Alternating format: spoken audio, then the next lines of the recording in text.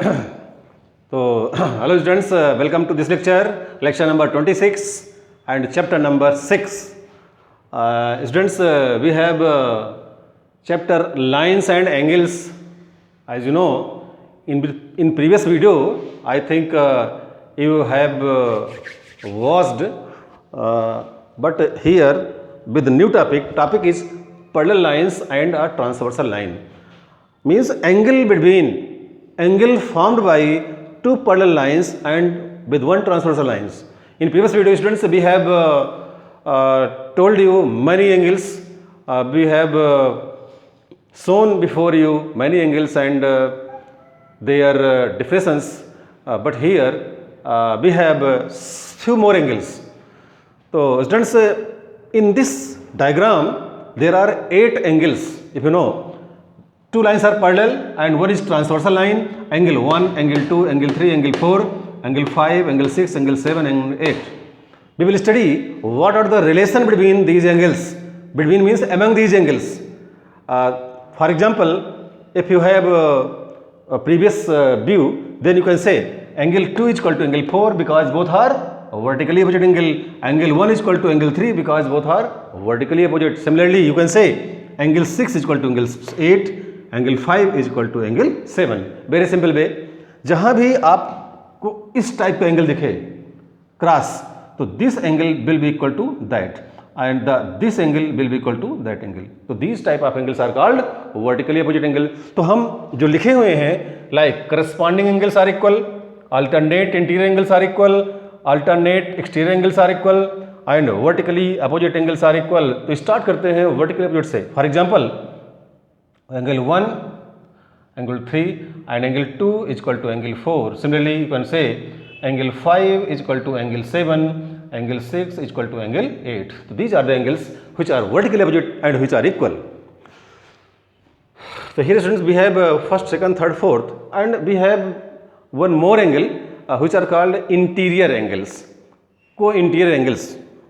Later we will told you and now we will talk about बात करेंगे corresponding angles के बारे में. तो आप देख सकते हैं, think about angle 1 and angle 5. Angle 1 angle इस लाइन के ऊपर है और एंगल 5 इस लाइन के ऊपर है. तो both are called corresponding and both are equal. Similarly इसके डाउन एंगल 4 और इसके down angle 8 are equal. Angle 4 is equal to angle 8 are equal. आप देख सकते हैं कि ये दो एंगल्स क्यों इक्वल हैं, इसका रीजन आपको सामने लिखना पड़ेगा. Because of vertically opposite angles, because of corresponding angles. 1, 5, 4, 8. Similarly, angle 2 is equal to angle 6 and angle 3 is equal to angle 7. So, these angles are equal because of corresponding angles are equal.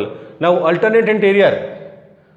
Angle 3 is equal to angle 5 and angle 4 is equal to angle 6. आप देख सकते हैं 3 और 5 में relation. Generally यहाँ हम देखें हम तो जेड शेप बन रहा है हमारा जेड. अगर देखें ऐसे तो ये क्या होते हैं, ये अल्टरनेट इंटीरियर्स. एंड सिमिलरली अगर आप उल्टा जेड बना दें ऐसे करके, तो ये जो एंगल्स होंगे ये भी कहलाएगा अल्टरनेट इंटीरियर. तो 3 is equal to 5 and 4 is equal to 6. Alternate exterior angle. अब अल्टरनेट एक्सटीरियर में देखिए angle 2 is equal to angle 8, angle 2 is equal to angle 8 and similarly angle 1 is equal to angle 7. So, these are angles which are equal because of alternate exterior. So, remember alternate exterior angle and alternate interior angles, corresponding angles, vertically opposite angles. And now student, one more angles I would like to tell you about co-interior angles. Next angle, co-interior angles. Students, these angles are not equal but may be equal. But here generally we can say, हम कह सकते हैं कि equal नहीं होंगे, but क्या होगा, the sum of both the angles like angle 3 plus angle 6 or angle 4 plus angle 5 is 180 degree both. ये कहलाते हैं co-interior angles. आप देखिए दोनों पैरेलल्स के बीच वन साइड 3 and 6, इन पैरेलल्स के बीच 4 and 5. तो ये इक्वल हो सकते हैं, but generally sum of co interior angles of one side is always equal to 180 degree, means both co interior angles are supplementary to each other. तो students, तो this is the basic funda of angles formed by two parallel lines and one transversal lines. So write and try to understand with best way. Okay students, now certainly these angles will help you in solving questions from next exercise. So till then, write down.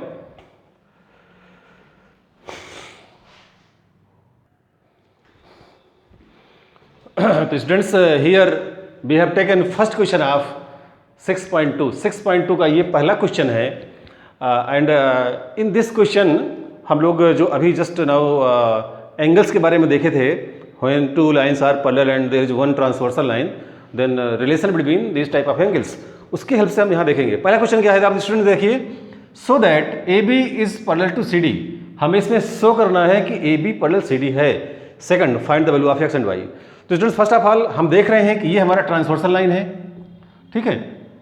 Transversal line belongs to एक प्रकार से क्या है, straight line है। T is straight line, S T R A I G S T. अगर straight line है तो क्या होगा, x प्लस 50 की वैल्यू कितनी होगी आप जानते हैं, x plus 50 is equal to 180, because this is straight angle which is equal to 180 degree. तो अब यहाँ से देखिए x की वैल्यू क्या हो जाएगी, अगर आप 50 माइनस कर देंगे तो it becomes 180 minus 50, x is equal to 130 degree. तो ये आपका पहला आंसर है x की वैल्यू। अब सेकंड रिलेशन क्या है, आप यहाँ पर जब देखिए इस पॉइंट पे सी डी एंड टी आपस में इंटरसेक्ट कर रही हैं, एक प्रकार से कैसा एंगल है, y is equal to 130, because of vertically opposite angles are equal, BOAE। इसको आप फुल फॉर्म क्या होगा, एक तरह से देख सकते हैं, vertically opposite angles are equal. अगर y मतलब अगर ये एंगल 130 तो y कितना होगा, y भी 130 होगा। ओके स्टूडेंट्स, तो these are the values of x and y। Now we have x is equal to y is equal to 130 degree. अब देखिए x की वैल्यू भी 130 है, y की वैल्यू भी 130 है, तो we can say x and y both are equal. अब आप देख रहे हैं कि एक्स वाई की लोकेशन क्या है, transversal line this side that side, and angle x is equal to angle y, because alternate interior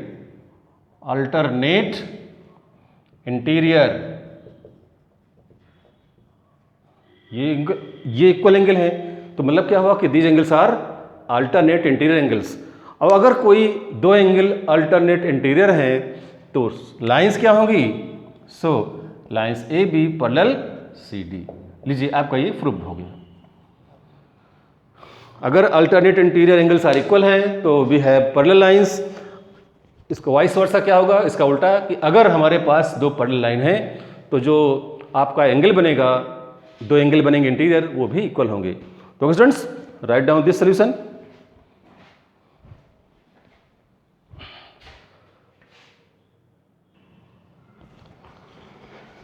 हाँ तो students, and we have third problem of the exercise 6.2। Okay students, तो in this exercise we have diagram and some given things of diagram AB and CD, given AB and CD lines are parallel, EF perpendicular to CD। इसको आप जानते हैं क्या बोलते हैं, perpendicular, यानी कि देख रहे हैं आप ये EF, ये लाइन इसमें परपेंडिकुलर है, मीन्स 90 डिग्री बना रहा है। एंड GED ये पूरा एंगल कितना है, 126 है। 90 तो आपका केवल यहीं तक है। ओके, अब हमको ये एंगल्स निकालना है। तो फर्स्ट ऑफ ऑल हम जरा देखना चाहेंगे कि सबसे पहले इजीली क्या हम इससे इंफॉर्मेशन कलेक्ट कर सकते हैं। It is said that both lines are parallel and this one is 90 degree, therefore this one will be 90 also. क्यों होगा, देखिए we have angle DEF is equal to 90 degree. So angle GFE will also be equal to 90 because क्यों both angles are, या हम ये कर सकते हैं कि angle DEF is equal to angle GEF, both are 90 degree because alternate interior,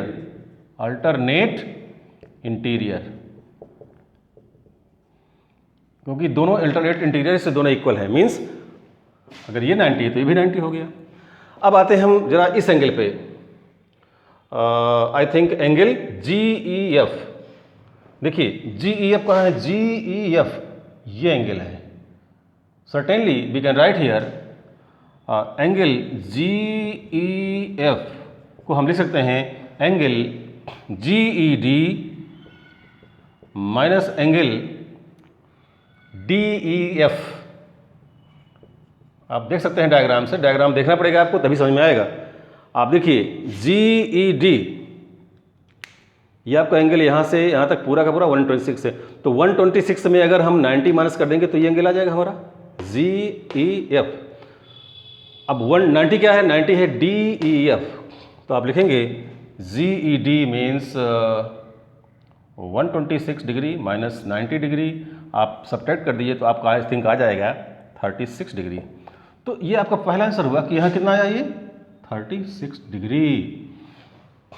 okay students, now तो इसकी वैल्यू आप आ गई GEF की आ गई आपकी 36 डिग्री।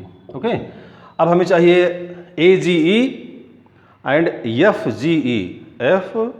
FGE। आप देखिए FGE कहाँ है, बहुत ही आसान, ये हमारा ट्रायंगल है FGE, जिसमें हमें ये 36 दिया है और ये 90 दिया, तो ये तो आप निकाल ही सकते हैं because sum of 3 angles in a triangle is 180 degree. कैसे लिखेंगे, अगर आप इसको एक्सलेट कर लेते हैं तो ये आपका हो जाएगा in triangle GEF x plus 90 plus 36 is equal to 180 degree. आप इसको देख सकते हैं कि हमने ट्रायंगल कौन सा लिया है, GEF। इस ट्रायंगल के अंदर के तीनों एंगल का सम कितना होता है, 180।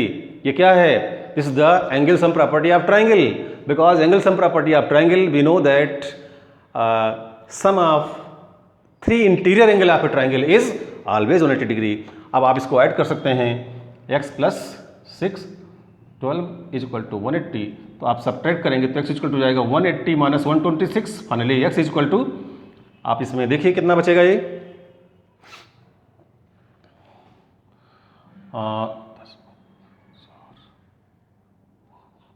आई थिंक 54 डिग्रीज आंसर।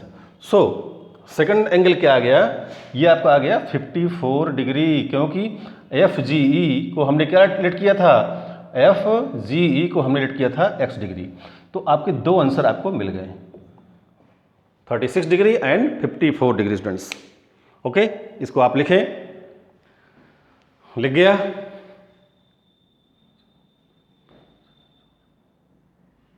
नाउ अब हम आते हैं जो एक और एंगल निकालना है हमको, तो students remember we have to find AGE, angle AGE। आप जरा देखें कहाँ है एंगल AGE, ये एंगल हम निकालना चाहते हैं। ये क्या है, अब इसके निकालने के दो रास्ते हैं। कैसे, आप AGE को y कर लीजिए, लेट इसको y लेट कर लीजिए, ठीक है। अगर जैसे ही आप y लेट करते हैं तो होता क्या है कि देखिए आप, ये आपका स्ट्रेट लाइन है, okay students, and sum of both the angles यानी x plus y equal to 180 because straight angle is there, and x plus y equal to 180, and x की वैल्यू आपको मालूम है क्या है, 54 है, plus y is equal to 180, therefore y is equal to हो जाएगा 180 माइनस 54। आप इसमें सब्ट्रैक्ट कर देंगे तो आई थिंक 126 डिग्री आपका आंसर आ जाएगा। यहाँ पे रीजन दीजिए, straight angles, both are straight angle, STRAI, straight angles are there. अगर स्ट्रेट एंगल है तो उनकी वैल्यू क्या होगी, सम उनका 180 होगा। तो बाय दिस वे हमने क्या किया, AGE भी फाइंड कर लिया। कितना है AGE, 126 डिग्री। अब देखिए all 3 angles are there, AGE 126, GEF 36 and angle FGE is equal to 54 degree. This is the solution of question number 3rd, students. So write down.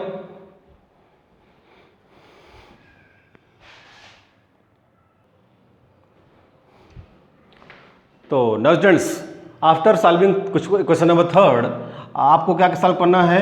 आपको सॉल्व करना होगा question number 2nd, question number 4, question number 5. तो I hope you will solve all the questions, and if you have any doubt, any problem, you can ask. So now we will